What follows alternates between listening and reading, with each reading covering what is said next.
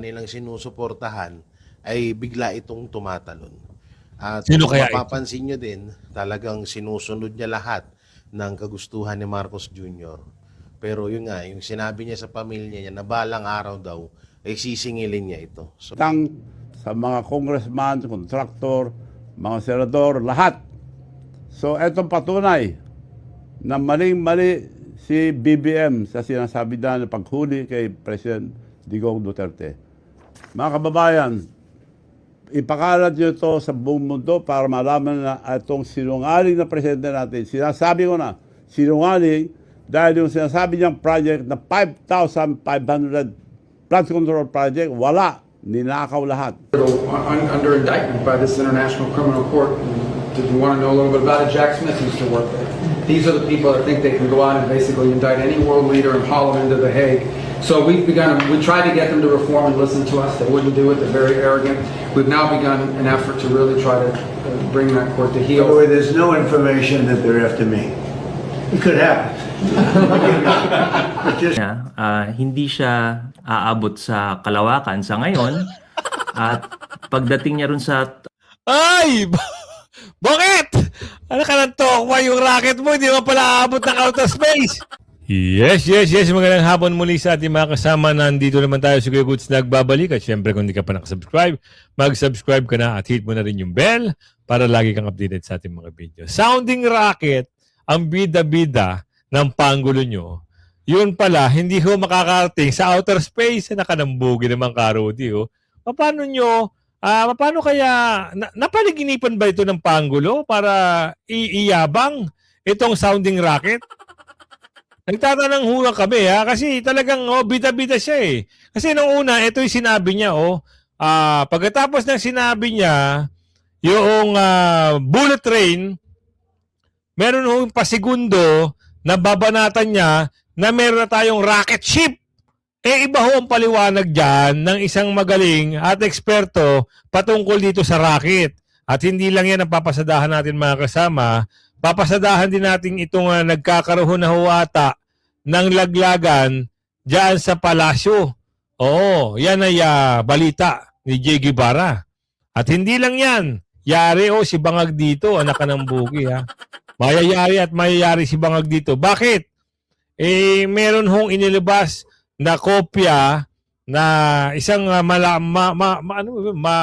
mahalagang papel itong si former Governor Chavit Sison si Manong Chavit patungkol dito sa ginawa ng Ngagba. Yari ka dyan, boy! Yari ka talaga dyan, boy! Bakit? Oo, yari ka. Mamaya pasadahan natin yan. Pero bago natin pasadahan lahat, andyan po yung join button, pumindot ka na. At sa dulo ng ating video, syempre yung shoutout segment natin. Ngayon, sino itong nababalita na nagkakaroon ng naglaglagan sa palasyo? Sino ba yung sinasabi ni J. Guevara na nilaglag na ho? Ito ba yung nilaglag na yung pinsan? Nilaglag na yung amo? O nilaglag na siya ng dating kasamahan niyang mga kongresista? Alamin natin dito. traiduran sa palasyo. Nako, ito alam nyo, matindi itong nakalap nating balita na darating na 2027 ay magpaparamdam na itong mga tunay na traidor sa hanay ng mga demonyo. Hindi lang ito isa, hindi lang dalawa, kundi marami sila. Pero ito ang pinakaisa sa mga mali ata, maling-maling pinagkatiwalaan ni Bongbong Marcos. Itong isang tao na to, na bandang huli, ay ito pala yung tatapos, ito yung matatawag na talagang huhuda sa kanya. At hindi lang to basta chismis, mga banateros, hindi lang to basta hinala or bali-balita dahil etong info na to ay nanggaling mismo sa kamag-anak niya na aksidente niyang naikwento sa isang salo-salo or isang pagpupulong or isang matatawag natin na family bonding. Ang aksidente niyang naibulgar na syempre siguro baka itong mga kamag-anak niya ay tinatanong siya na bakit pati ikaw ay nakikisali, no? Bakit mo niyuyurakan yung yung apelido natin dahil lang diyan sa mga kagustuhan ni Marcos Jr. Siguro, itong mga kamag-anak na to ay napagtatanto din na yung mga dinidiin nitong taon na to ay wala naman talagang kasalanan. At yung may mga kasalanan, yun pa yung pinoprotektahan. So doon nga sa family bonding na yun, or sa pagpupulong ng kanyang mga pamilya, or salo-salo, nabanggit niya na bandang huli rin naman daw, mapapatunayan niya sa bansa buong Pilipinas na talagang sisingilin niya naman daw, kahit naman din daw siya ay nahihirapan dahil iniipit sila, or yung mga hindi gusto, yung mga ayaw niyang gawin ay pinapagawa sa kanya. Nako, sino kaya itong blind item ni Boss J? Kung totoo man na mayroon laglalaglagan na ngayon dyan sa palasyo, at nangyayari ito sa mga in circle ng circle of friends, circle of relatives, kailangan ho malaman ng taong bayan na sino yung nilaglag. Baka mamaya hindi natin alam na talagang balak na pala nilang patanggal o alisin sa pwesto yung nababanggit dyan. Diba? At least alam ng taong bayan. At susuportahan niya ng milyon-milyon Pilipino na ano ho ba kagustuhan nyo? Ano ho ba kagustuhan nyo? Diba? Kayo ho, tatanungin ko, ano ho ba kagustuhan nyo? Sa lahat ng nararanasan nyo ngayon, dito sa gobyernong ito, hihintayin nyo pa ba na magpatuloy pa ang mga kaganyang ato? Kasi may plano silang extend pa raw yung kanilang mga termino. Hindi ho, tama na ho sa 2028. Hindi na ho kami papayag na mag-extend pa kayo. Diba? Ito ang nakakatakot. Yung pahayag ni Manong Chavit. Pero anyway, tuloy muna natin to kay J. Guevara. So talagang maaaring talagang may magkakaroon ng traiduran sa 2027. May sinabi pa nga tong tao na to, na sabi niya baka nga hindi nga abutin ng 2027 pag nagkaroon at nalaman or naramdaman na nila na medyo tagilid na ang kampo ni Marcos Jr., doon na rin din naman daw sila bubuelta.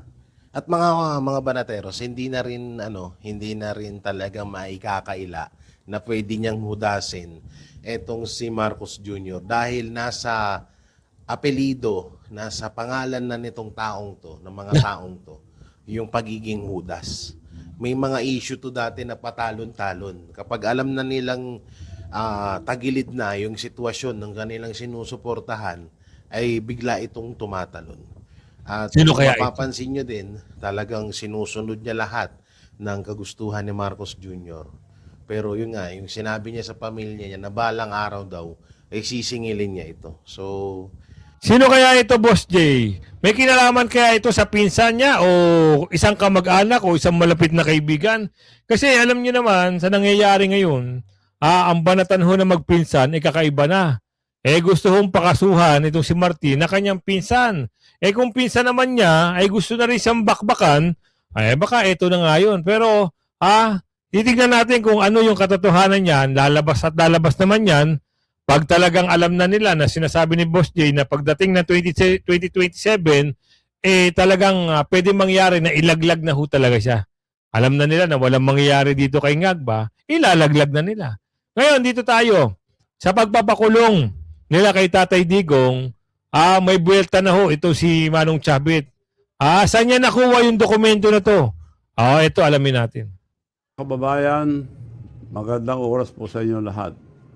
Nandito naman po tayo para patunayan na sinungaling si Bongbong Marcos. Ayan.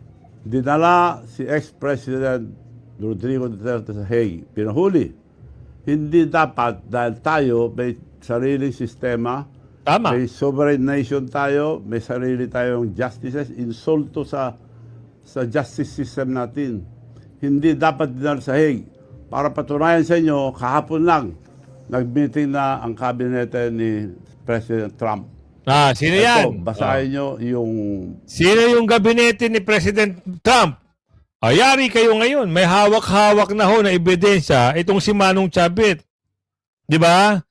Bubuwagin na ho ng Amerika o ni President Trump itong ICC. alam nyo naman, yung mga presidente ng ICC na yung Japanesa, humihingi ho ng tulong sa Japan para suportahan sila na hindi mabuwag itong ICC. Hindi naman ho pwedeng hindi mabuwag yan. Nasa si Tatay Digong. Nandyan. Yan ang sinasabi ko sa inyo. Matitigas kasi ang mga mukha nyo. Pati yung 82 years old, 81 years old na matanda, pinagkakakitaan pa ng mga taga-ICC na ito. Tama lang sa inyong buwagin kayo. Wala hong magandang naidulot, lalong-lalo na yung pagpapakulong ng presidente dyan sa dahig. Sino ba nagpanukala niyan? Yari ka ngayon. Baback to you ka ngayon pagdating ni Bibi Sara.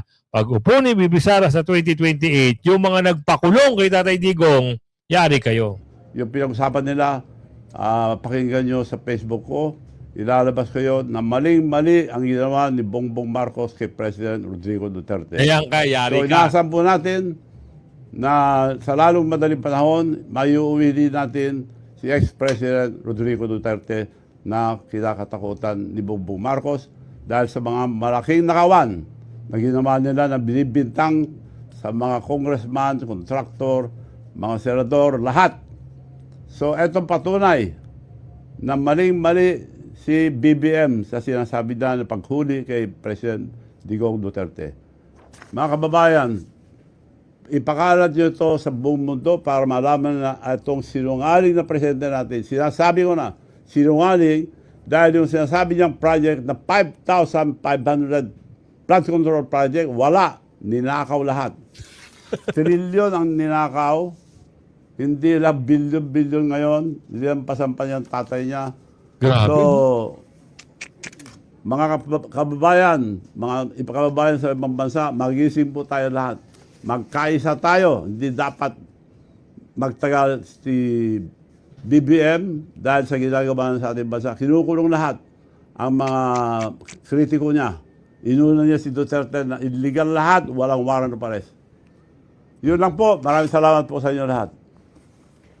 Obviously, the events in the Middle East and others who talk Panoorin nyo ito Panoorin nyo ito. Ito ho, yung meeting ng gabinete ni Trump. Kung paano nila inakusahan ICC is illegitimate organization. US Secretary of the State Rubio say 5 more countries have withdraw. Ano pang saysay ng ICC? Yari kayo ngayon. Nababakto yun na itong mga ICC. Wala ho itong kakwenta-kwenta. Tinatapakan, niyuyurakan ang sariling jurisdiksyon, sariling hustisya ng bawat bansa. Para saan pa to? Pamimira lang ho itong ginagawa ng ICC. Kung ang huli sila ng target nila at pagkakapirahan. They're not important, but there's some other issues happening around the world, Mr. President, that you've shown great leadership in that have not gotten nearly as much attention. I think they deserve to mention today. The first is the International Criminal Court is an illegitimate international organization that, frankly, illegitimate. They've made themselves illegitimate because they claim that even if you're not a member of that court, they can come after you.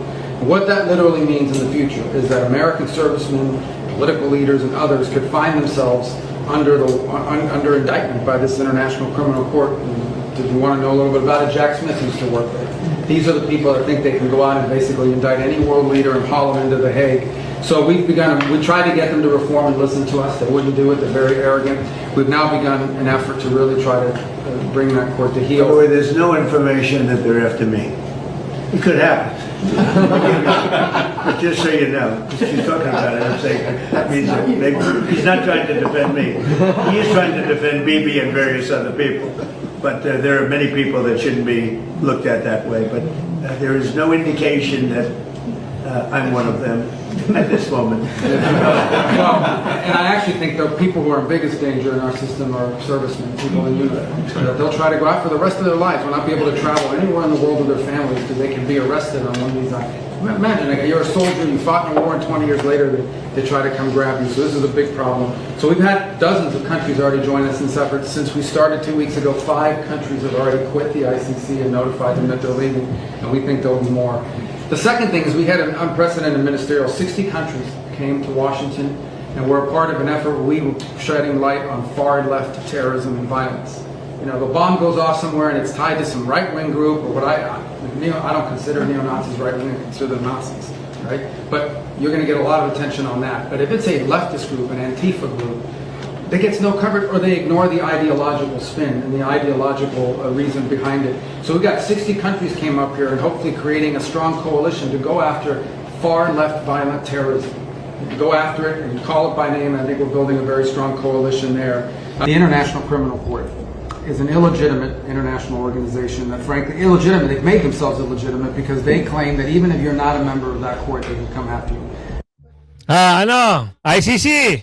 Kaya pala kayo, nagkakaigit-igit na, humihingi kayo ng tulong sa Japan kasi yung presidente ng ICC Japanese babae. So humihingi siya ng tulong sa kanyang gobyerno, sa kanilang gobyerno para suportahan na hindi mabuwag itong ICC. Kakapal din ang mukha nyo, mga taga-ICC kayo. Wala kayong kakasama kayo tulad kayo na magnanakaw ng gobyerno ng Pilipinas. Kilala nyo naman kung sino yan. Diba? Sino yung Pangulo? Para kayong gayon. Totoo, diba? Kasi may nabalita na may nagbigay ng $2 million para dito sa arestuhan ni Tatay Digong. Anyway, tapos na ang karera nyo at makakauwi na si Tatay Digong. Yan ang kagustuhan namin. Ito, pag-usapan natin yung niyayabang-yabang. Mamaya na siguro sa dulo ng ating video. Ito muna.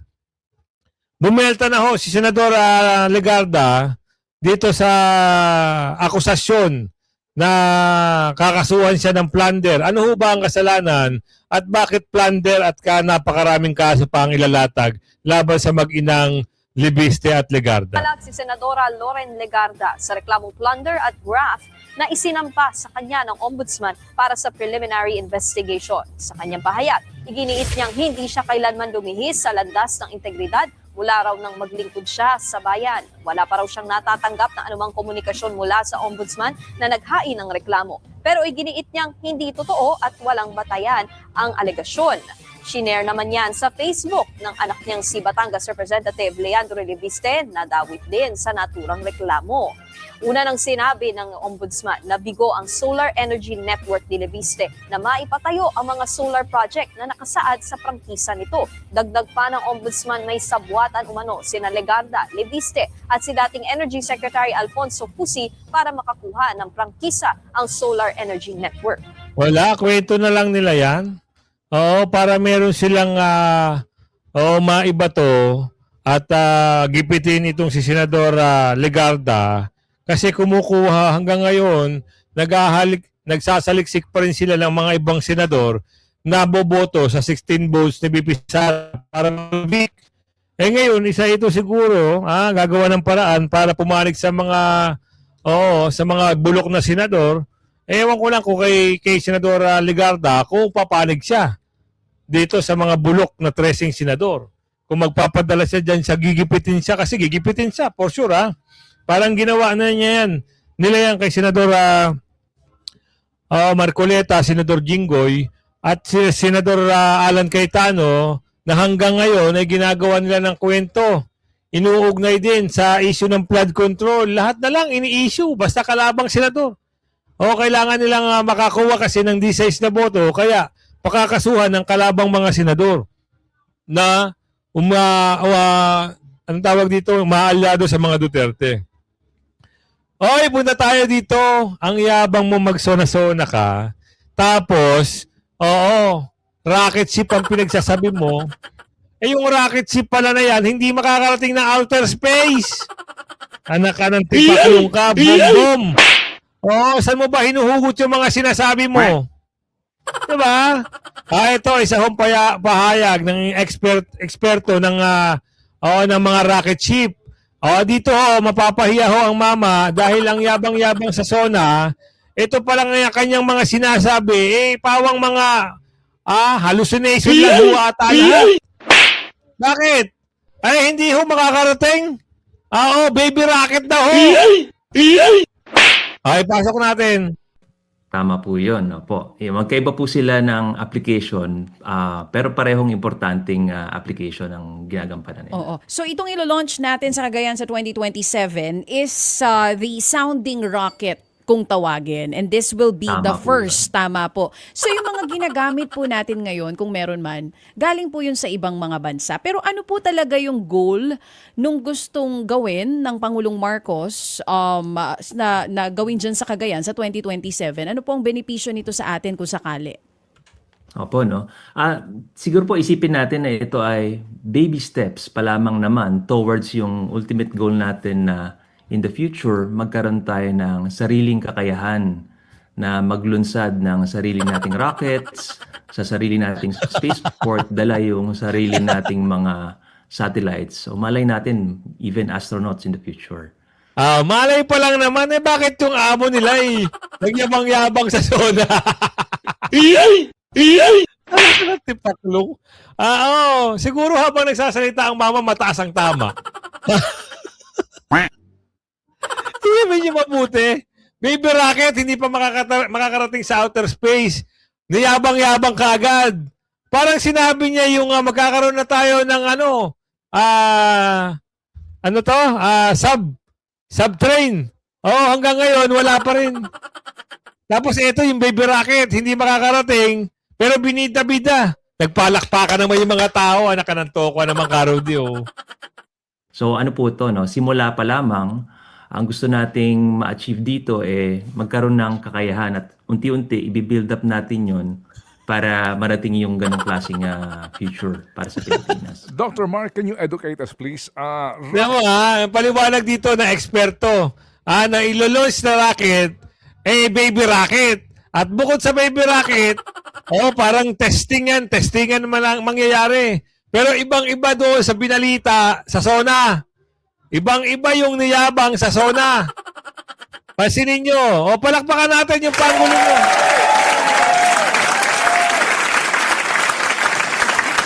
Grabe. Sobrang magsinungaling yung Pangulo nyo tuloy. Bakit ito? Gaano ito kalaki? And then, Okay. paano ang operasyon nito? Kapag ba ito lumipad, doon ba sa kalawakan, ilang segundo, minuto na mag-stay siya ron? Ito ba ay magkukusa na lang babaksak? Paano? Okay po. So ito pong rocket na itetest natin for next year. Ang height niya siguro mga roughly around 10 feet. Maliit lang po kumpara dun sa mga rocket na nakikita natin na orbital class. Tapos, yun nga, tulad po nung napaliwanag natin kanina, hindi siya aabot sa kalawakan sa ngayon. At pagdating niya ron sa Ay! Bakit? Ano ka ng tokwa yung rocket mo? Hindi mo pala aabot ng outer space. Kulang sa fuel. Dagdagan nyo muna ng baterya para umabot sa outer space. Sobrang yabang mo magbalita. Sa SONA mo, bida-bida ka. Anak ka ng tokwa, hindi naman pala kayang paabutin sa outer space. Pusang gala talaga. Napapapusang gala ako sa'yo. Bongit! Ibang klase ka. Mataas ba nung nagsasalita ka? High na high ba? kumbaga para sa rurok nung yung height na maximum na mararating niya, babagsak na lamang po uli siya pabalik sa lupa. Okay. So, mga ilang minuto lang po siguro 'yon, no? Baka nga less than 1 minute lamang po. Kasi ang tina-target natin ay medyo mababang height pa lang naman kasi nga umpisa pa lang naman po sa effort na ito. And then, itong inyo pong launching na ito, practically, ito ba ay pag-test lamang sa kakayahan ng rocket hanggang saan siya makakalipad? O meron na ho kayong makukuhang informasyon doon sa kaulapan na aabutin nito? Okay po. Nabanggit nga natin yung iba't ibang application ng sounding rockets kanina, no? Yung isa, yung weather. Pero dito po sa particular na test launch natin, magsasakay po tayo ng sarili nating payload. At yung payload naman na yun ay, ang payload po essentially para may ginawa tayong device na isasakay natin sa rocket na yun. Ang susukatin naman niya ay mga radio signals. Gusto nating matest ito kasi gusto nating makita kung, for example, saang lugar ba medyo mahina yung signal at ganun yung application na gusto nating explore. Okay. Bukod po rin sa pag-test nung kakayahan ng rocket at nung kakayahan natin na mag-integrate ng sarili nating gawa dun sa rocket na yon, gusto rin nating ma-exercise dito sa test na ito yung proseso ng pag-secure ng permits, making sure na safe yung gagawin natin ting activity, pag-coordinate sa iba't ibang ahensya ng gobyerno, pati sa local government. Yun lang pala. Sa sobrang ganda siguro ng paliwanag dito sa Pangulo, naging exaggerated na ang kwento. Kaya siguro nasabi niya sa zona niya na meron na tayo meron na tayong rocket. Nalilipad sa kalawakan. Ang problema, hindi naman ho pala makakadapo ng kalawakan. Babagsak din. At ang isa pang problema, hindi naman ho pala talaga magsasakay ng tao. So, ibang-iba doon sa paliwanag. Parang yung zona niya, siya lang ho nakakaintindi. At yung mga nanonood na bigla nagulat, nagpalakpakan na lang, nung matapos ang zona, napamura na ho ang taong bayan. Wala hong dapat paniwalaan sa lahat ng sinasabi. Bakit? Ito nga, puros kasinungalingan na ang nabalitaan natin. Ang yabang-yabang niya sa zona, ito pala ang kalalabasan. Pangalawa, yung niyabang nila na papababain yung system loss, itaalisin ang system loss sa Meralco, hindi rin ho papayag yung may-ari. Di panibago na namang ribat sa kanya. Nasampal na naman ang katotohanan. Yung sahod, ano na naman nangyari sa sahod? Naka-TRO. Ano ba talaga ang gusto yung gawin? Lahat na lang ata ng sinabi mo, bumabalik sa'yo. Diba? Lahat na lang ng kasinungalingan, sasabihin, pero pagdating ho ng oras, eto na, palpak. Diba? Bibi Sara ho, nagsalita na. Nako, nagpasalamat sa ICC. Papasalamat si Bibi Sara sa ICC kasi sa kalagayan ni Tatay Digong, na ano daw, alamin natin ngayon. Ako ho, dito sa ICC na to, dapat, kung kayo, nalalaman nyo na bubuwagin na kayo, umalis-alis na kayo dyan. Kasi talagang tatrabahuin na ho kayo nila Donald Trump, ni President Trump, para mabuwag na kayo. Wala naman kayo silbi dyan eh. Pero ganun pa man, courtesy video ni Alvin Tourism, nagpasalamat ho si Bibi Sara dahil saan? Panayam kay Vice President Sara Duterte, nabanggit nito ang tungkol sa bedsore ng kanyang ama na si dating Pangulong Rodrigo Duterte. Marami sa mga taga-suporta ng dating Pangulo ang nag-alala sa kalagayan nito, na ngayon ay mahigit 1 taon nang nakakulong sa International Criminal Court sa The Hague, Netherlands. Pero ayon kay VP Sara, bumubuti na ang kalagayan ng kanyang ama. Buti naman. Chinek ko yung likod niya, nauga na, natuyo na yung mga bilog-bilog na pula noong pagdating ko. Sobrang pula nila at para silang pimple looking, natuyo na siya. Kwento ng So, yun salamat po doon sa mga gumagamot kasi alam nyo yung bedsore, delikado ho yan. Ibig sabihin, kung hindi nyo alam, pinabayaan nyo lang, lalaki at dadami ho yan. Yan ho yung, alam nyo kung saan nakukuha yan, sa sobrang higa, hindi na ho nahuhugasan, yung mga ganun, dumadami ho. Salamat po at okay na si Tatay Digong. Pero ang hinihiling ho namin ay makalabas na ho sa detention center si PRRD.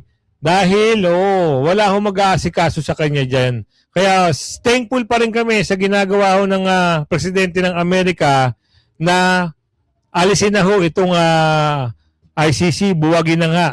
Kung talagang mangyayari yan, within this week, maraming salamat ho. At kami ho ay talagang humahanga sa Presidente ng Amerika kung maisasakatuparan itong pag-aalis ng ICC. Target ng ICC, target ng Presidente ng Amerika, itong pagbubuwag ng ICC. Sigurado naman, di naman tatantanan siguro ni Trump yan kasi nga, yung mga kumakalaban sa kanya, hindi tinatantanan eh. Diba? Eto sana, wag niya rin tantanan. At nagsalita na rin yung gabinete ni Trump, kung narinig nyo yung kaninang video, ibang klase ho Sana yan, kung umabot ka sa video natin ito, ako naman ay maglalambing. Please like and share yung video natin. At, pasadahan nyo si Mang Banat pasadahan nyo yung channel. Na ang pangalan na niya ngayon ay si Kuya G. At syempre, yung shoutout segment natin, ito na. Oh, ready na kayo. Oh, pakinggan nyo ha. Oh, shoutout kay Treyofoil. Shoutout po sa iyo.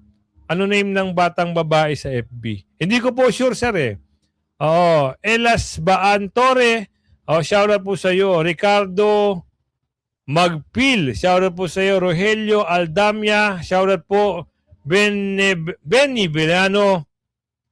Dante Dablin Bartolaba. Marqueso TV, shoutout po sa iyo, sir. Rowena Siladan, Ricardo Panuncial Mancampo, Jesusado, shoutout po sa iyo, sir. Marie, YouTube channel. Mona Lisa Pelipilo, Jaime Humamoy, Roma Rosete, Marilu Sabado, Marilyn Macay, Nes Silvestre, Ustad Dacob, Emmanuel Logao, shoutout po sa iyo.